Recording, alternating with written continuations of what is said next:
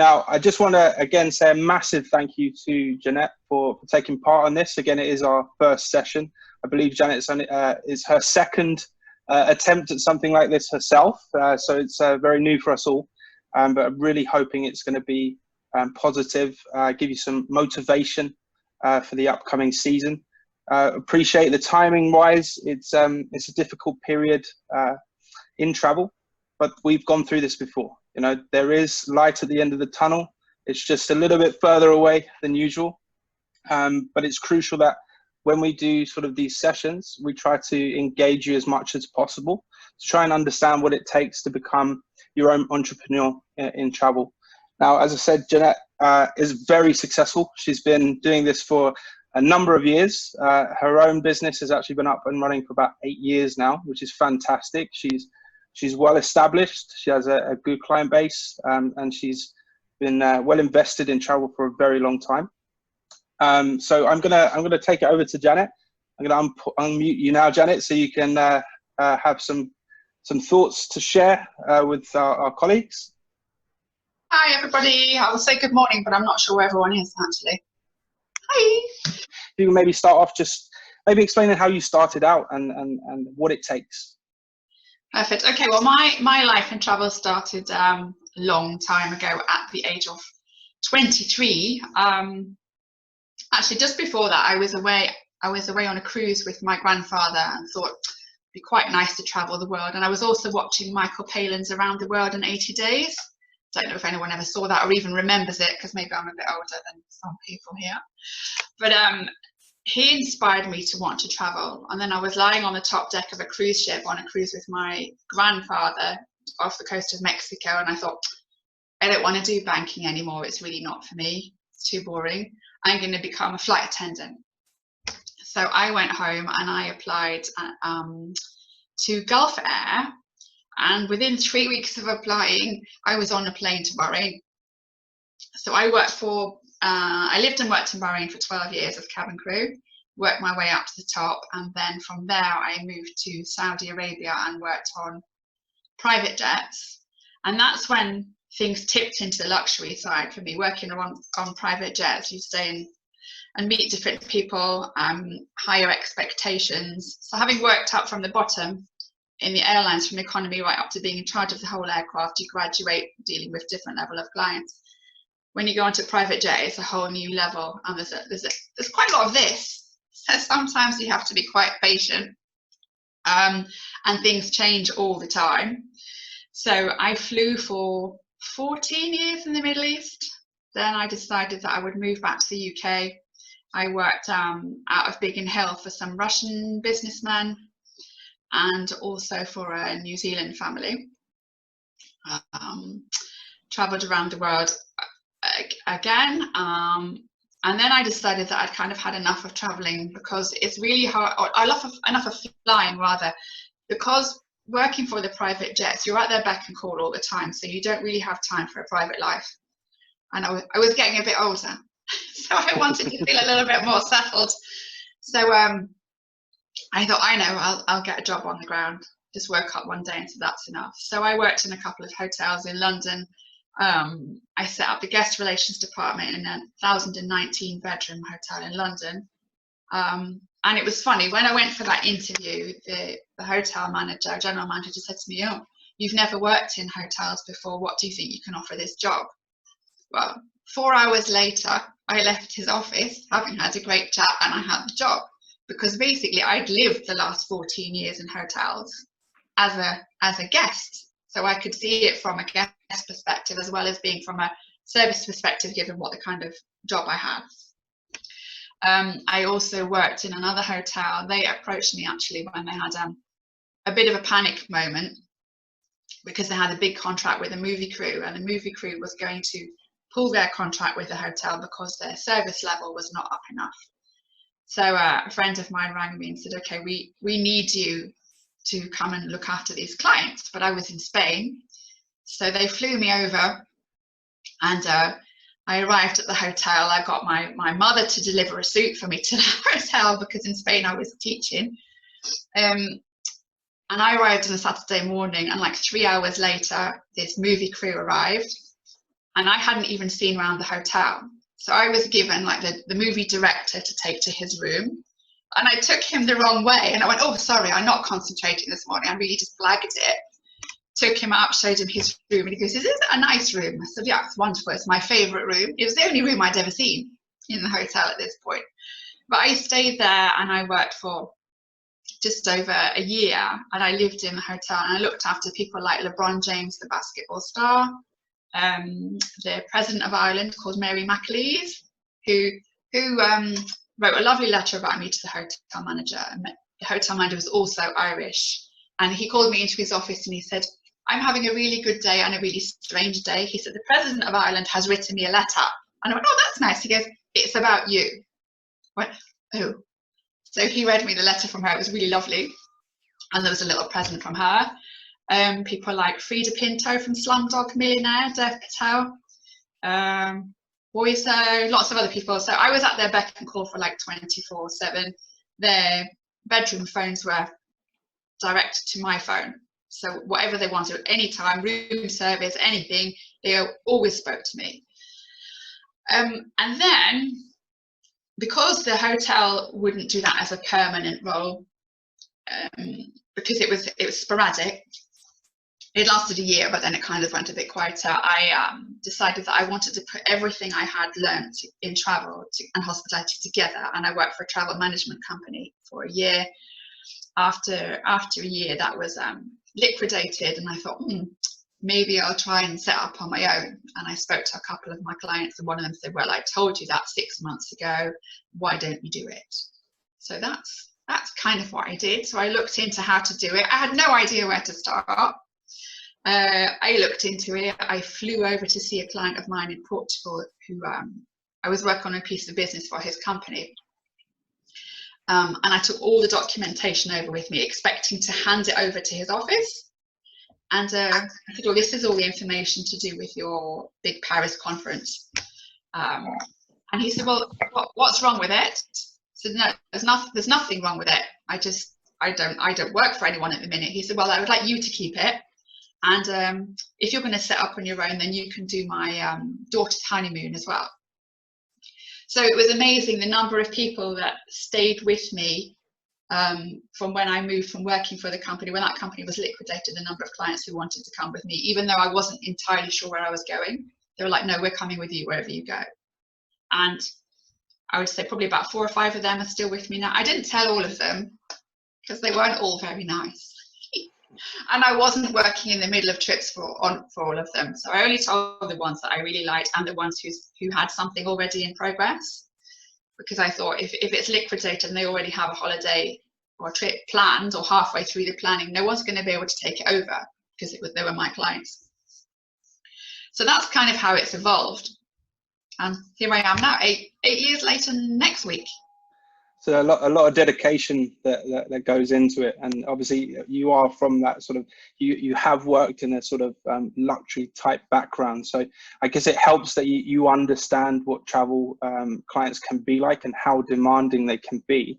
I know there's a couple of our agents who are considering going down the luxury route. What would be your sort of suggestions on how to target those types of customers? I mean, obviously, everyone would like to have a LeBron James.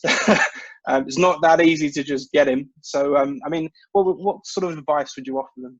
For targeting that, I know that's quite tricky. That's purely come about because of my contacts, to be perfectly honest, the ones at that level. I think with anything, you kind of start from the beginning, but you aim to get higher and get yourself known. And with servicing luxury clients, a lot of anticipation. I think don't just wait for them to ask for things. You have to anticipate what they might want and think about what their needs will be. But yeah, from a point of view, I'm targeting them. I'm not entirely sure. Are you okay? So I guess in terms of the service level, then, I mean, that must have been incredibly demanding. I mean, I know a lot of the very high end luxury. They kind of want you on the phone 24/7. Yeah, in Saudi Arabia, it definitely was very much like that. I worked on a private jet called a Gulfstream 5, and it was owned by a family, and there was a father and 3 brothers. and there was also a business partner and their business partner's friends, and I was the only flight attendant on it. So we would land back from, say, Cairo into Jeddah, and I'd be putting my uniform in the washing machine at home. 20 minutes later, I get a phone call saying, oh, so-and-so, one of the brothers now wants to go to Beirut, go back to the airport. I'm like, oh God, I've just about finished. The washing has just gone in and what have you. And then you get to Beirut and you think you're staying there for 3 days, and then you find out the business partner wants his friend to fly to Frankfurt, and you've got no winter clothes and stuff like that. So it was always changing. It was really interesting. I don't regret it. I think for me, it had a shelf life, because you realize that your life is not your own. So I think when I was younger, it was less of a worry. Now I think I don't have quite the patience for it. You know, I want it's not the patience, but I value my own work-life balance more. Whereas then I was quite, wow, this is really cool. I get to fly around in private jets, and it was great fun. I mean, sometimes we'd land somewhere, drop one of the passengers off, fly back to Jeddah with an empty plane. So I'd put a movie on, and I'd have my shorts and t-shirt on and be cleaning the inside of the plane, and I'm thinking, oh, 42,000 feet, I'm flying up in this little private jet. It was so cool. It was absolutely incredible and amazing, and I've met amazing people. What does it feel like now? I mean, obviously you sort of tasted the high life, but now you get to manage your own expectations, your own lifestyle, and how you want to be, right? So do you think it's probably your best moment doing this and going on your own, or has it been, I mean, have you seen what were the challenges you had?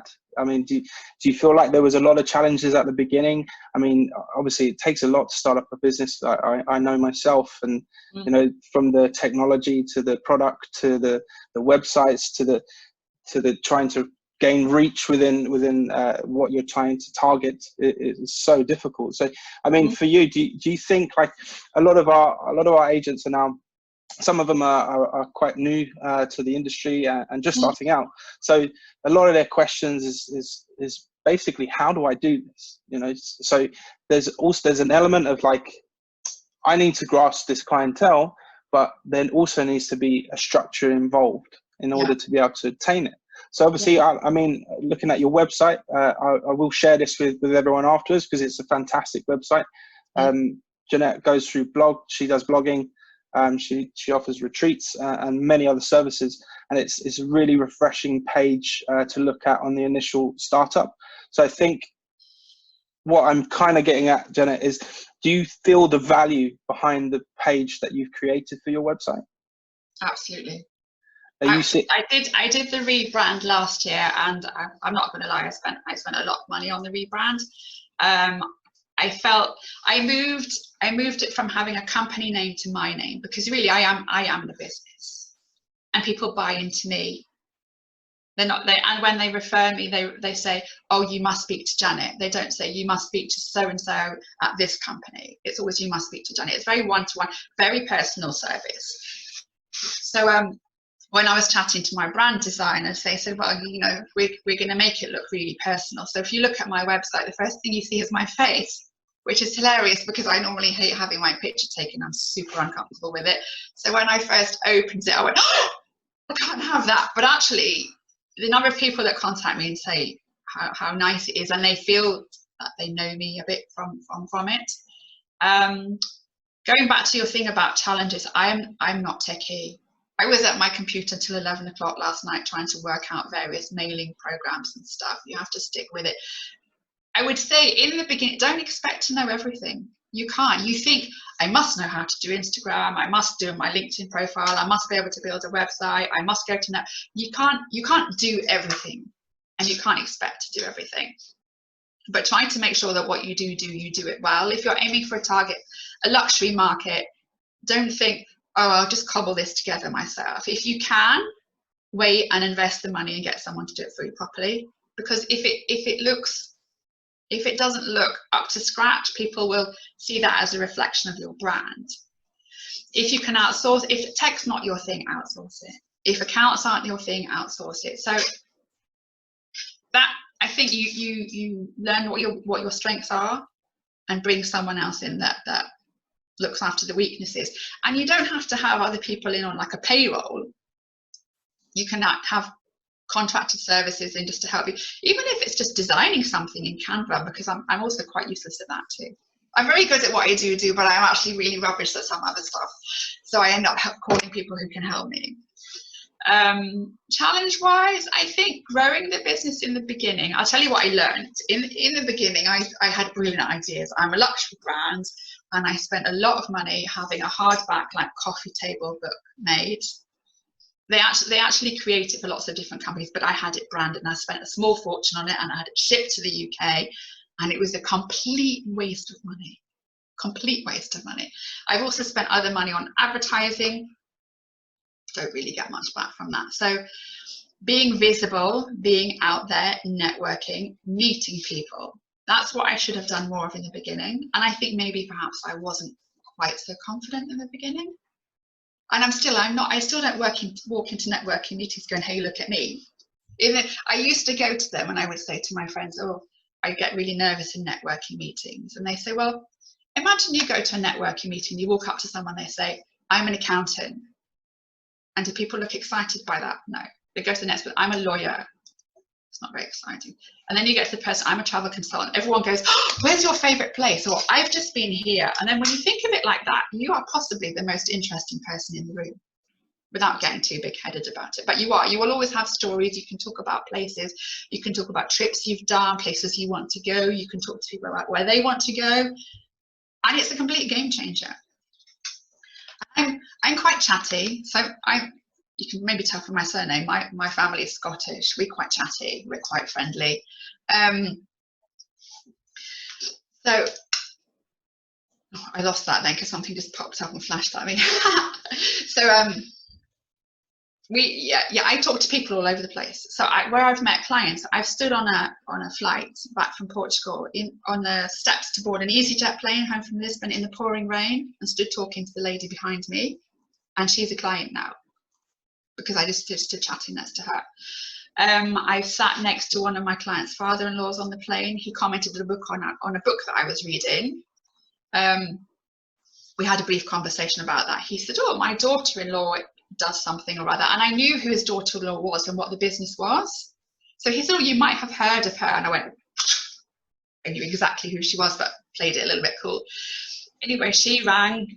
A couple of weeks later, we scheduled a call, and then she became a client. And I've done a lot of retreats for her female entrepreneur network. So I think getting out there, being visible, be it on social media, on LinkedIn, on your Facebook, doing lives, going networking, just talking to people, just be out there and tell them what you do without trying to sell it, just chat about it, because everyone wants to talk about travel. And of course, now everyone will be asking you what your opinion is as well. So yeah, no, agreed on that. I mean, I totally agree with what you said about the being more human to human contact in travel in terms of establishing relationships. It's so core within travel. I know very well. I mean, I've worked in sales for 11 years, and we have to talk to people. It's a must. And although you can have the technology background, you can have a data background. Data is very good. I'm an advocate of it, but you still need to build those relationships. I mean, when you talk about these developing relationships, what advice would you give to some of the agents and some of the people on this call as to where they should go to? I mean, is there sort of one-on-one sessions that you were doing, or was there any particular shows you were going to? Is there anything that you would recommend for them? Look at, first of all, your local area networking. Join something there, that gets the word out. It could be, I don't know where everyone is, there's like local chambers of commerce, and globally there's BNI. It depends who your target market is. The BNI meet normally really early morning for breakfast meetings, and you refer business around to other people within the room. I have also joined a few Facebook groups where there's female entrepreneurs or who my target market might be. And you don't go in there saying, hi, I'm a travel agent, I want to sell you a holiday. You go in and you listen and you participate and you answer people's questions about different things, and you comment on whatever they're stuck with. They might I don't know, just it could be anything. They could ask a question about gardening, or in my case, they might ask something about chickens. I might know the answer because I have a few. But you show up, you help people, and then you become slowly known for what you do.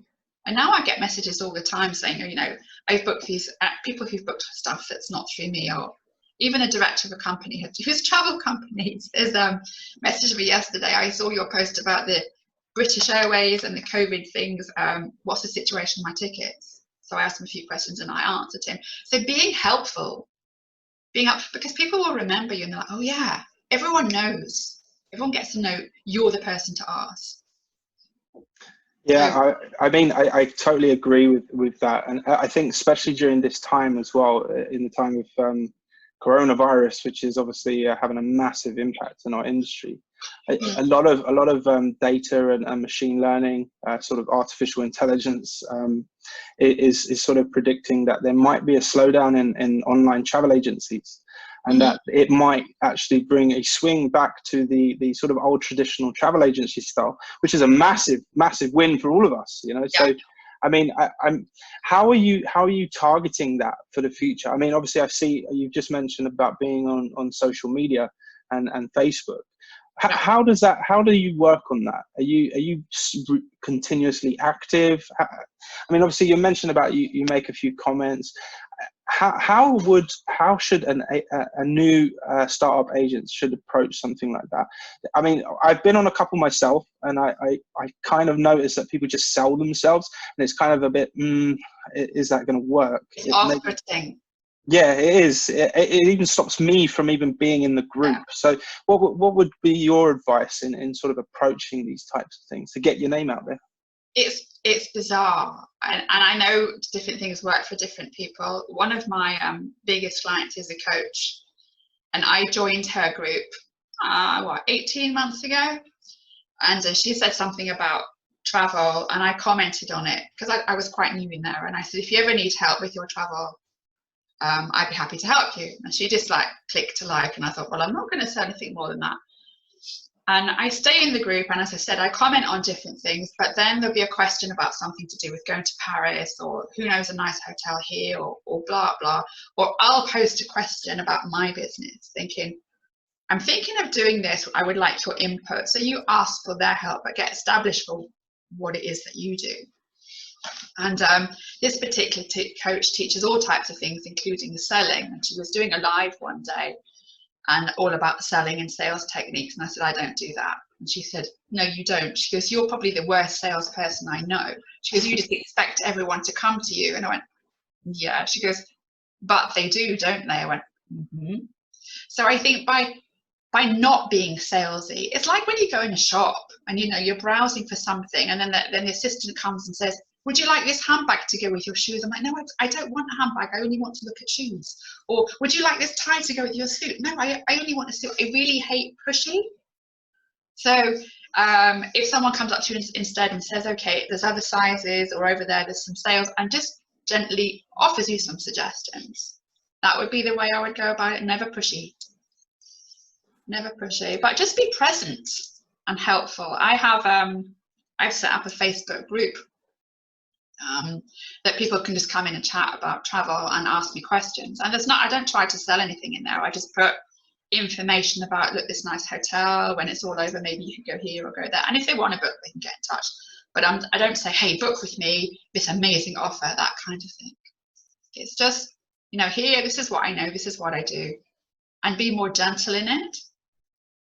Yeah, no, I like the approach myself. I mean, I'm although I'm an advocate of travel agencies, I have tended to sort of sway towards the online travel agency. I don't know whether that's because of my age group, I'd say, being lazy, but I've definitely changed my opinion purely because of people like yourself, Janet. It's having that sort of interpersonal level with someone, and especially like a time like this, the sort of coronavirus issue that's happened. I think one of the best things that travel has shown, even though we all know we're all fantastic people in this industry, is how much we support customers, because we knew full well that people were going to call us for cancellations. It wasn't about the cancellations, it was about offering the right advice, and based on the FCO guidelines and many other sources. I guess what my sort of question is, with it being sort of looking so positive in terms of an outlook for travel agencies moving forward, I mean, not currently, but in the short term, hopefully future, where do you see luxury travel? I mean, I had a conversation with a business owner the other day, and it was about one of the main airlines. I won't say who, but they have a sense of, they are about a luxury high-end clientele. And is that a future to be niche in the future because of what's happened? Or should people just branch out? Should this particular company branch out and service everyone? Some similar to like EasyJet, where they service every model from low end to high end. I guess for me, do you feel like you're going to continue in the same way moving forward in travel, or are you going to sort of, I mean, you probably already do other bookings as well, but are you going to sort of branch out, or are you going to keep to that niche? And do you think that's going to be something in the future that's going to be standard and stay the same? I think, as my experience is luxury and my background is luxury, I will stay at this level, but I think it will evolve. Personally, I am very keen on sustainability and environmental things. So I would like to think, I can't say for sure, I would like to think that my clients would consider that more when they travel in the future. It's certainly something that will appear more in my marketing, my blog posts, my social media. If I'm featuring a particular hotel, I will include the sustainability policies, because I want to educate people, and I don't want it to be so high consumerism as it has been. There was a term that I read yesterday. What was it called? Inconspicuous luxury, where people who have a lot of money will still want to travel at luxury, but don't want to be quite so showy, and see perhaps less value in materialistic things. So where travel might have been, you know, we want to be seen at the biggest and the best and the flashiest, and there will still be those, and there will also be certain nationalities who will always gravitate towards that, because that's their nature. They like their designer, they like the bling, they like the biggest, they like the best, they like the flashiest. And you might realize that I'm talking about somewhere like the Emirates, you know, fast cars and bling and what have you. I don't know that they will change a lot. It will take time, because they've come from, basically they've come over history. They've come from, I mean, I lived in the Gulf in 1992, so they've come from the desert. So they're still working their way up to having things and the excitement of having things. And then after a while, when something like this happens, you realize that it doesn't matter how many Ferraris or Mulberry handbags you've got or Chopard watches you've got, it's not fulfilling enough, is it? So I think that things will change. People will be looking more at experiential stuff. They will be looking at a one-to-one connection. They'll still want the luxury experience, don't get me wrong, but they might consider, I'd like to think they will consider sustainable policies. Not to the point that they're going to book a place where they, you know, have to have a shower under a watering can hung up in a tree kind of thing. But they'll be more aware of what they're doing, perhaps. But at the same time, there's a bit of a conflict, because I also think there might be an increase in demand for private jets as people want to avoid mass travel. And that's quite a conflict with a sustainable thing, isn't it, really? Well, I mean, it's I guess it's using less fuel. Yeah. But I still think there's going to be, I mean, I'd like to think humanity will look at this type of situation and say, maybe I'll travel less. Yeah, I think so. And more domestically, and try to understand where they're from. Or like, for instance, like, I mean, I've been looking at sort of search data over the last couple of weeks, and surprisingly, UK to UK, so UK domestic travel, is search-wise is up 300 to 400%. Yeah, doesn't surprise me. Do you think that there's going to be much more of that, or do you think that's just the short term because they can't leave the country sort of thing? No, I think that will probably last for the better part of this year. To be honest, I don't think, if the borders open up, I think there will be overseas travel. But first of all, as they ease the restrictions, people will, first of all, they'll want to travel to go and see family, first of all. Then, they might travel less because they've got less money. One of them might have lost a job, or their income is less, or their business has suffered, so they won't have the money to travel so far. I know they'll also be the ones who feel more comfortable, like, I'm just going to stay in the UK and just to see this year. Or they might decide, well, we've got some money, we'll do the kitchen this year, and next year we'll go to Disney, but this year we'll go somewhere in the UK and we'll have a week away with the family and just relax and just think, that's just how it is this year. There's a whole myriad of possibilities for it, but I do think that might last quite a lot of this year. Then I think it will spread, people will travel, but I still think they won't travel so far. So for example, in the UK, I think first of all, the domestic market will increase hugely and demand inside the UK. Then I think it will spread to Europe, where people are prepared to, we'll fly a couple of hours because if something happens, we're only 2 hours from home. So I think that's what will happen. It will go outwards like that. I also think so Spain will gradually turn into Great Britain. Something like that, yeah, maybe.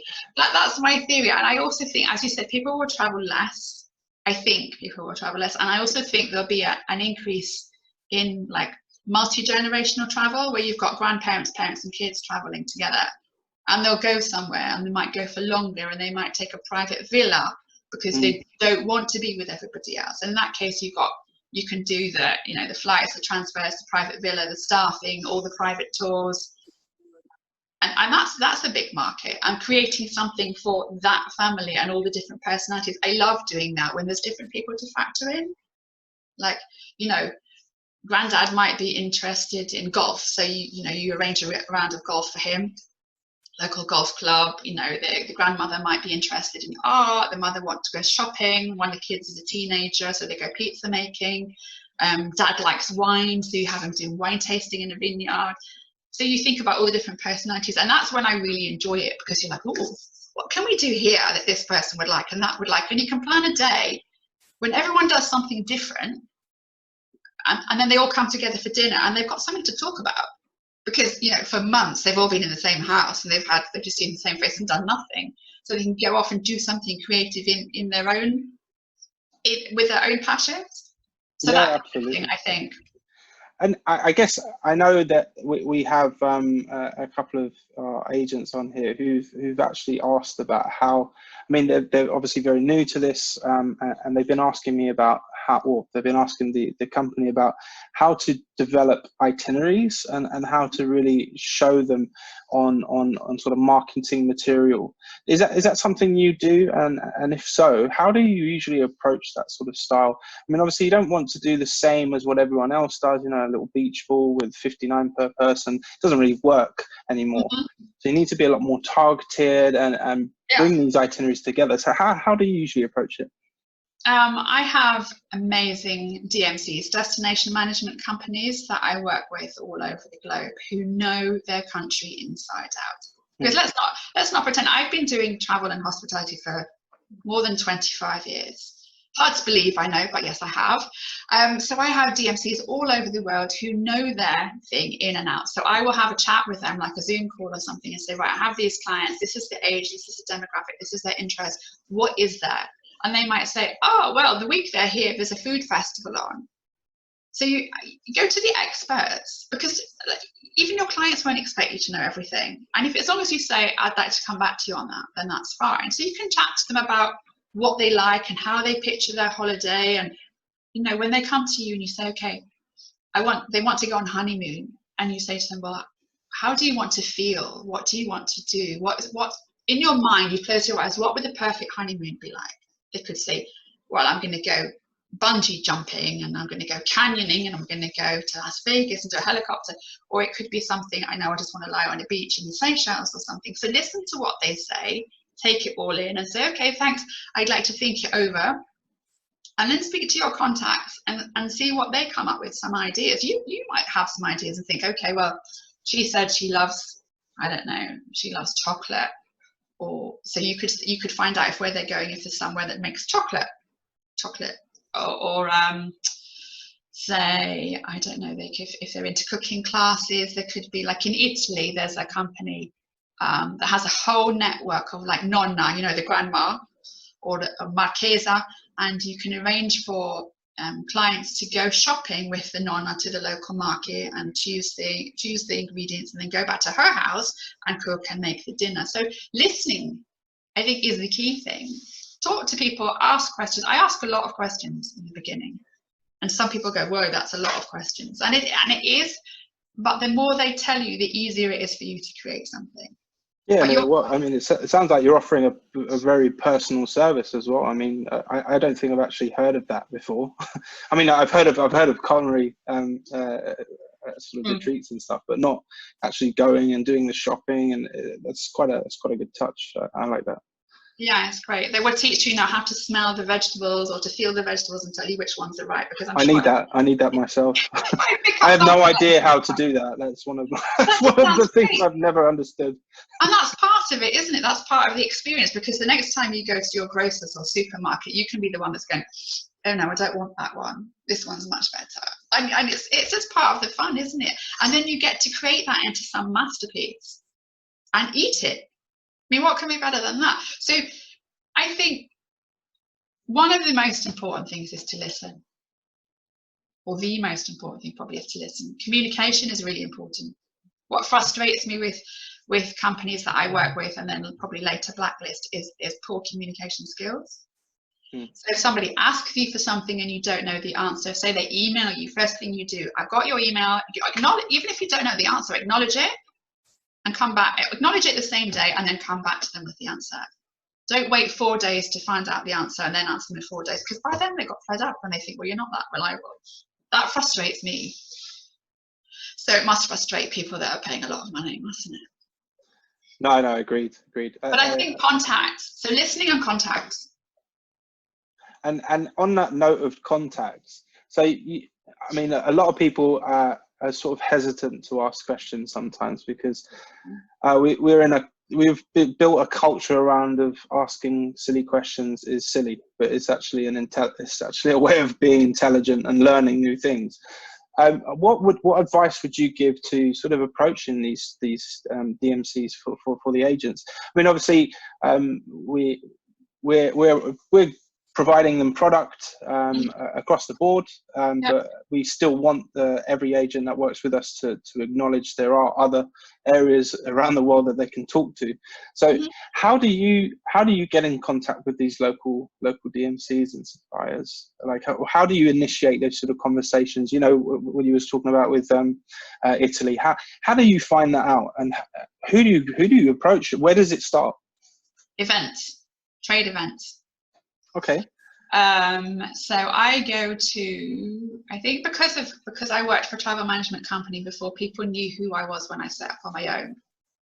And actually it was quite funny. When I set up on my own, I thought, you know, I'm quite small, nobody will know me. And it was on my wish list for after 2 years to be invited to 2 particular trade events. And within 6 weeks of setting up, they both called me and said, do you know who we are? Would you like to attend? I was like, what? Yes, please. So I go to their events every year. But there's so many trade events now. You get out, you meet suppliers. Last year, end of last year, I went to a cruise event, because I don't sell an awful lot of cruise, and it was for first-time cruises. I think it was organised by, I might get this wrong, it might have been TTG, Travel Trade Gazette. So see what the events are in there. There's what else is there? WTM, you can get to meet. WTM is huge and it scares me a little bit, but because there's so many people, I try to do the niche shows, but it's a good place to start. Go on to Travel Uni. has some training courses. You can get on their mailing list for newsletters, get on newsletters, get on the mailing list for tourism boards for when they run events. Just get out there and start making yourself known. Who else can I think of? Follow the trade magazines, Travel Weekly. Just enter their competitions, gets you on the radar with different hoteliers or DMCs or tourist boards.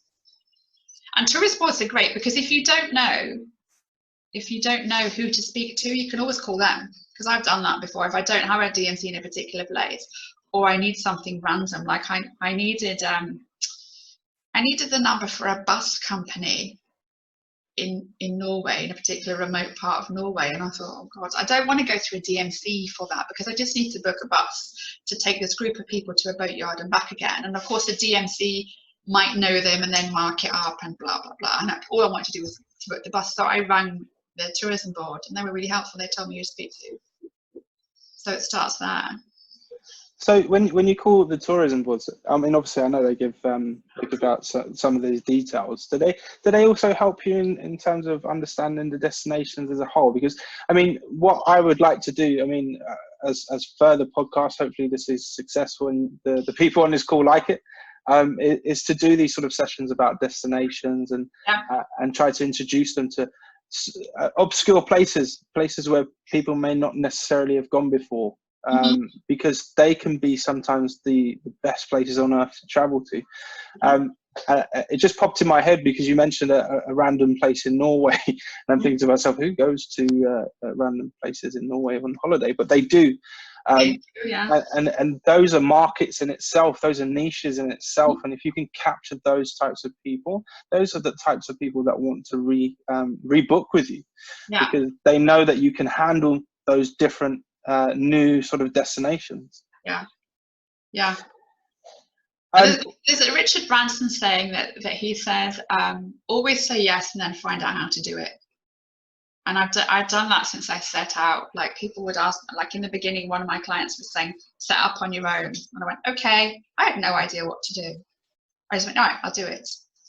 And it's the same. This particular client calls me Money Penny. Because he's the one who asked for the random bus.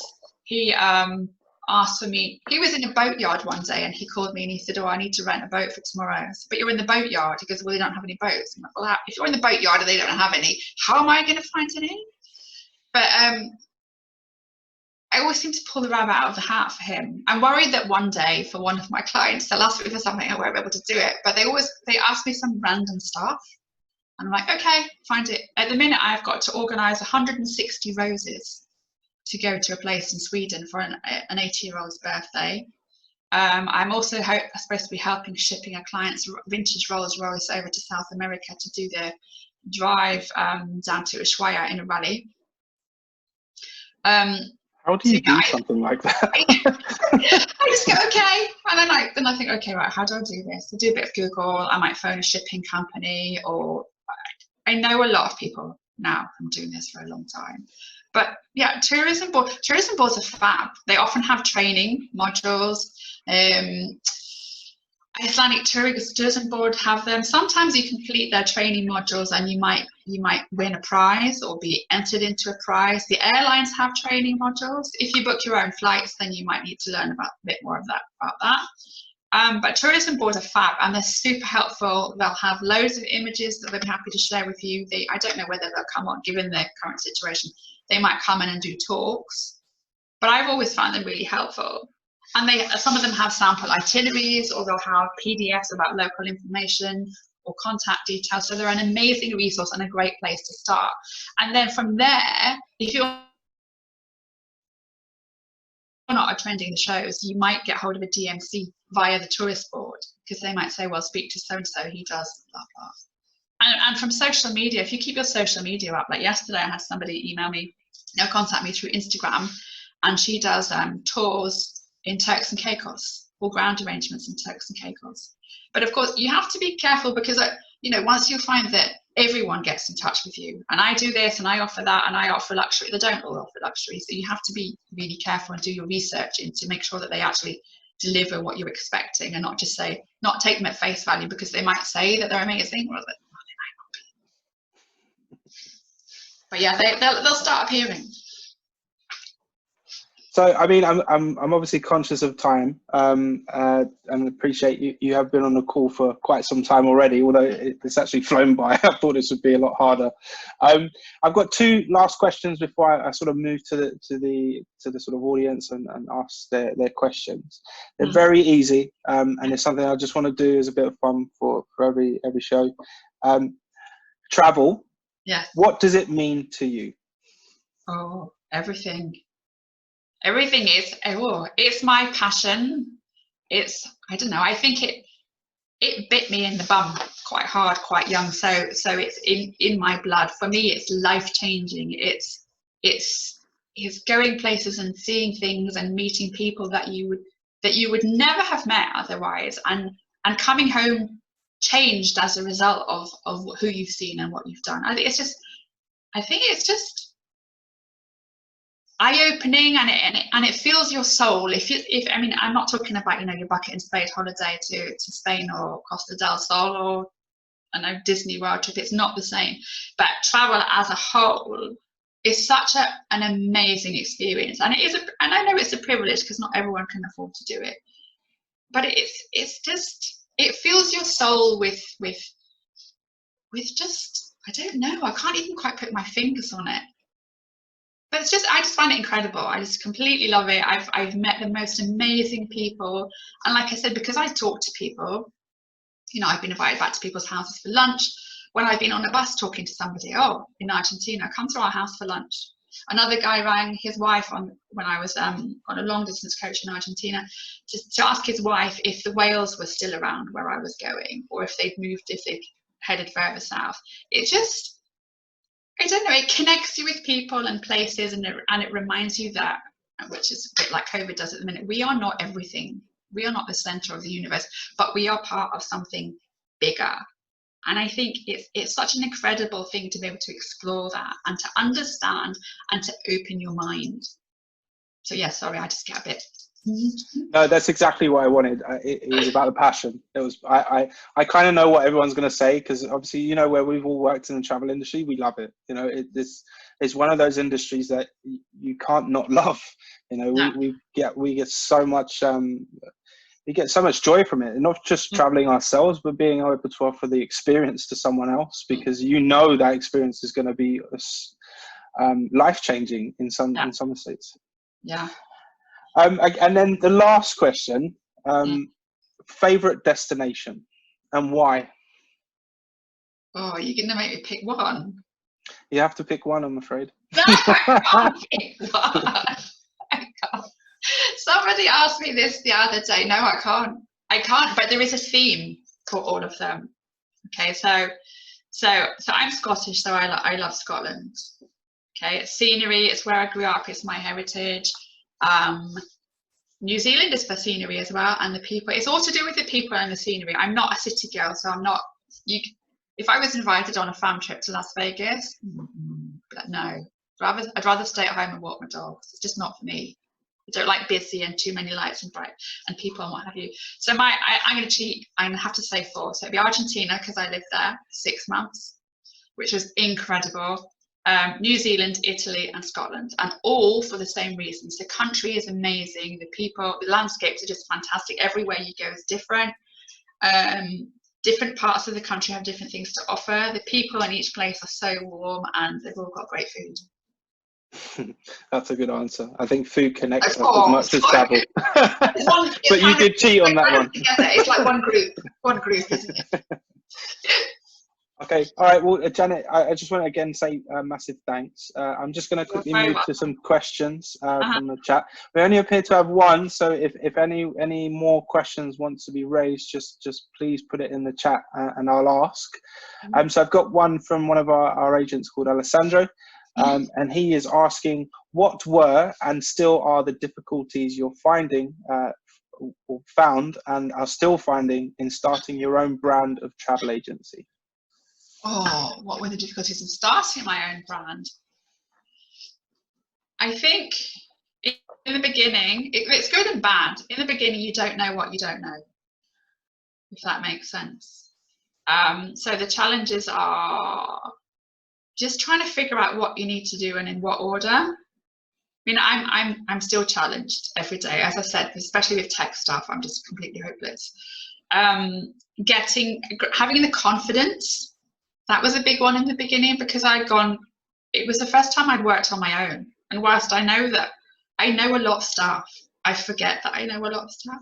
And sometimes I can be a little bit quiet, especially in the beginning. So I didn't tell people or put myself out there much. So I think that was a really big challenge for me, to learn to go to networking events and not pretend I have a phone call and keep going off to the toilets. Because they used to do that quite a lot. And now I go to networking events, and if I see there's a group of people going, I'll put a note in the comments and say, if anyone feels like they won't come in because they don't know anybody, call me and I'll come out and get you. But that's a flip, because that's where I used to be. So I think just learning is one thing, making the contacts and just having the confidence. Where did you get that confidence? Because I mean, I love that everyone has this. No one seems to remember the point in time where they get it. And it's always a question I get asked as well, and I ask people all the time, where does this confidence suddenly come? Is it just you have to open yourself into that moment and you just have to dive in? And is it a case of, like, for me, I used to have this issue.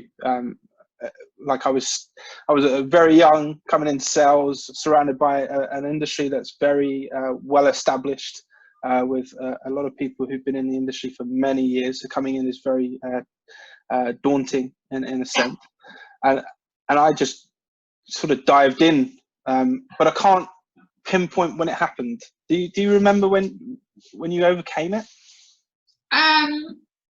There was two things that made me be more confident. One was before I started it on my own. There's one thing that I did when I worked in that big hotel, 1,019 bedrooms. There was supposed to be a welcome party for South African Airlines, and there was like 3 crews coming in. So there was about 45, 50 crew members coming for a welcome party. And I was supposed to attend, but it was supposed to be hosted by the general manager and the hotel manager. But they were called away for something urgent. So I had to walk into this room and host this party myself. And I thought, I can't do this. Even though I was crew. And I thought, well, you have to suck it up, put your shoes on, put your high heels on, and just do it. So I felt like I was faking it, fake confidence. Like, hi. And maybe I was a little bit too like Disney World and like really like, hi, it's great to see you, a little bit like that. I don't know. But that was one thing. But the other thing was, as I said to you, was about the networking. You're probably, as a travel consultant, you're probably one of the most interesting people at any networking events that you go to. Obviously, when you go to trade events, even me now, I'm small. My business is small. I've been doing it on my own for 8 years. I've been in travel for 25 years. I look at some of the other bigger players, and I think, oh, how do they even know who I am? Because I'm only little, so I still feel a little bit in awe of them. But I think that's a good thing, because there's stuff to learn. Yeah, but I think it comes with practice. But sometimes you just have to, like, as they say to women, put your big girl pants on and just get on with it. Okay, I like that. I got another question from Serene, another one of our agents. Mm-hmm. The question is, any topics you can recommend that we can learn to further understand the tourism sector? She's currently learning intercultural competency and tourism policy. Is there any other subjects you would think is useful? Subjects? No, destination information, I would say, really. So that's where I would refer you back to, like, the tourist board, and see if they have, someone who specialises in local tours, and get to know the destinations and make your contacts more, because you will learn more from working with people than you will from studying. Yeah, agreed. Serena, what I will put on top of that is in the coming sessions, hopefully, again, this is successful.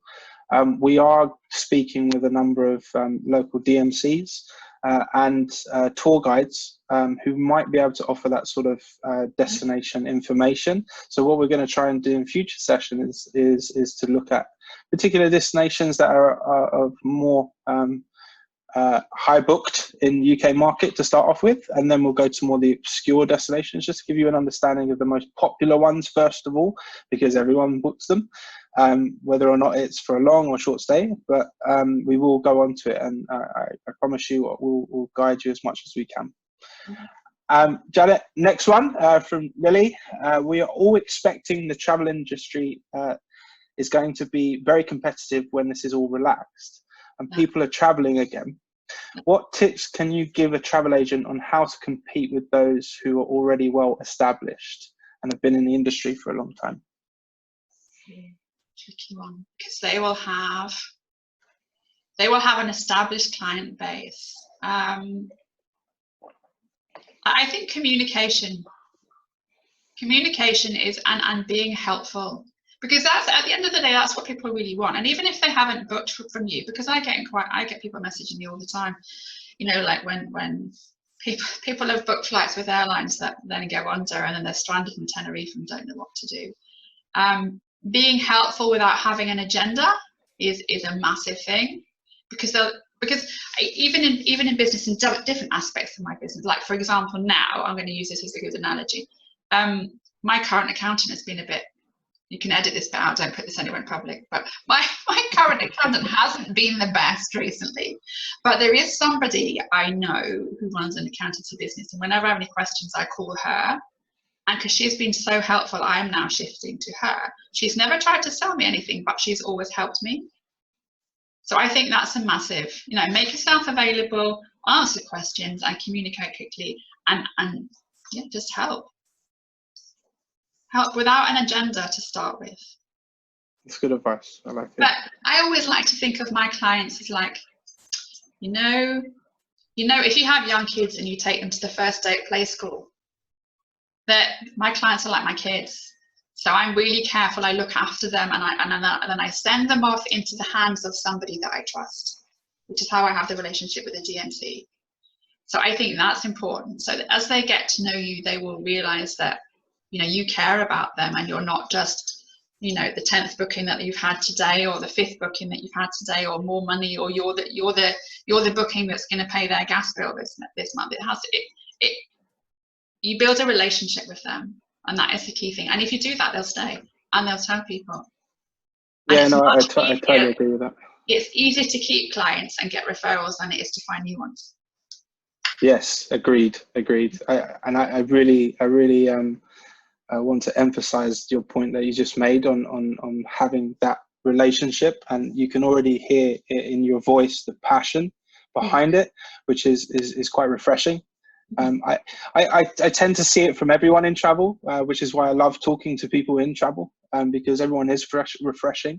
But the importance of treating your customer like they are your family is so important in what you do, right? Yeah, hugely. Okay, and then sorry, just a last question from Nadia, who again is one of our agents. Yep. What marketing techniques have you seen work best for bringing in clients?